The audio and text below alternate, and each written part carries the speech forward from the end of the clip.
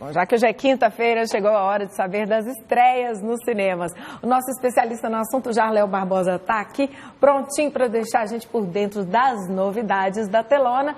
E eu já quero fazer um pedido de cara. A gente pode começar falando de filme de super-herói? Vamos começar.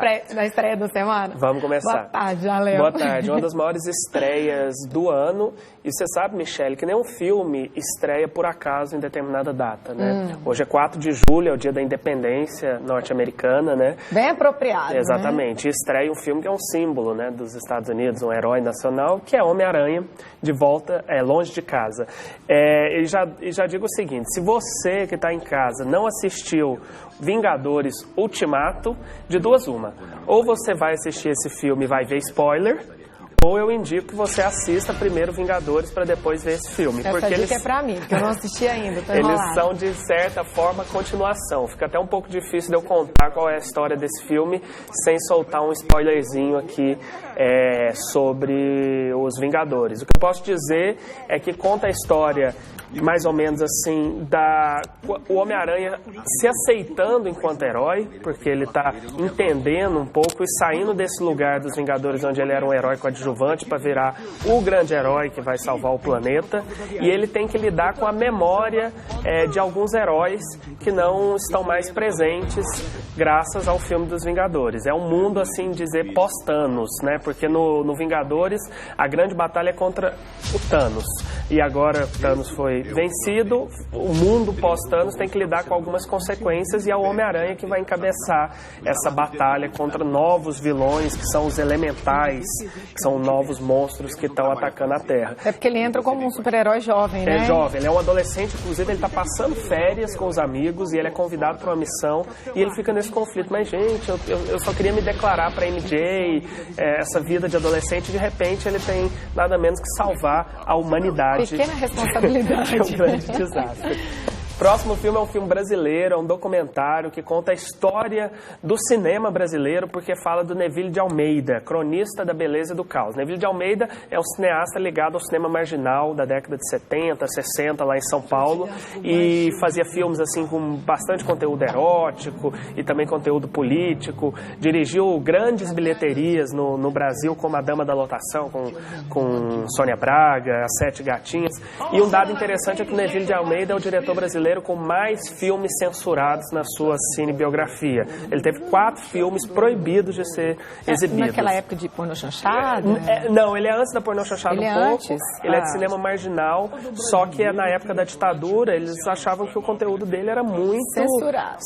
Censurava. E não era parte, censurava o filme inteiro. Então esse filme resgata a história do Neville de Almeida. Se você não conhece esse diretor, que tem também um flerte ali com a história das artes e tal, esse filme vai contar a história inteira dele, com entrevistas, com imagens de arquivo, etc. Agora, o terceiro filme que está estreando essa semana é um filme turco, de um diretor que eu gosto muito, que é o Nuri Bilge Ceylan, um nome diferente, um nome turco, e ele é um diretor que está sempre nos grandes festivais do mundo e tal, e ele vem com esse novo filme dele, que é A Árvore dos Frutos Selvagens, que conta uma história muito interessante de um jovem que tem um sonho de ser escritor, e ele quer bancar como eu digo, a publicação do seu primeiro livro. Só que aí ele volta para sua casa, para o vilarejo onde ele mora, para poder juntar dinheiro para lançar. Só que ele descobre lá que o pai morreu e que aí ele vai ter que arcar com dívidas do pai dele. Então, assim, o que era uma jornada de volta para resolver uma situação vira um grande problema e ele passa a ter que arcar com essa vida, e o filme passa a ter um tom um pouco, digamos assim, de suspense. Vira um filme de paranoia, onde ele tem que escapar de algumas situações, assim. Último filme estreando, Divino Amor, um filme brasileiro do Gabriel Mascaro, que fez Boi Neon, que fez muito sucesso anos atrás, e conta uma história muito interessante, Michele. A Dira Paz, que é a personagem principal, ela é muito religiosa, frequenta muitos eventos religiosos, e ela trabalha num cartório. A Dira vai muito bem no cinema nacional, cinema nacional, sobretudo com o pessoal ali do Nordeste, ela faz muitos trabalhos lá. E aí ela trabalha nesse cartório que faz casamento e divórcio, e tal. E aí as pessoas chegam querendo divorciar, ela se empenha muito para que as pessoas não se divorciem. E aí ela toma aquela causa para si, não, mas não se divorcie, começa a conversar com a pessoa, será que você não tem que dar mais uma chance e tal? De conciliadora no cartório. Conciliadora, porque ela é contra também separação, até pelos fundamentos religiosos dela e tudo. Só que começa a dar problema no casamento dela.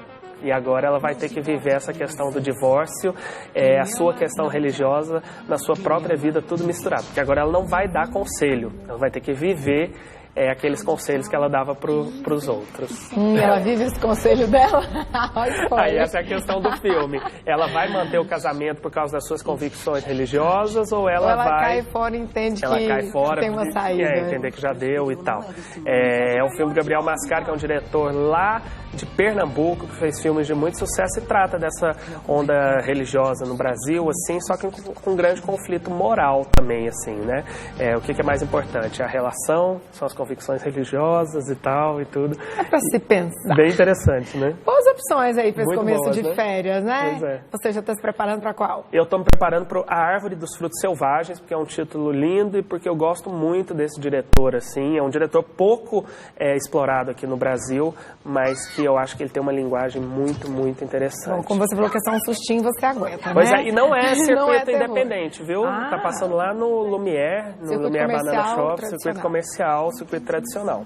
Bacana, Jarléo. Obrigada por ter estado aqui com a gente. Ótimo fim de semana. Eu vou ver se eu me organizo com os filmes atrasados. Por favor, pra gente poder trocar. Tem muita coisa Vou pra dar um assistir jeito aí. nisso. Obrigada, meu querido.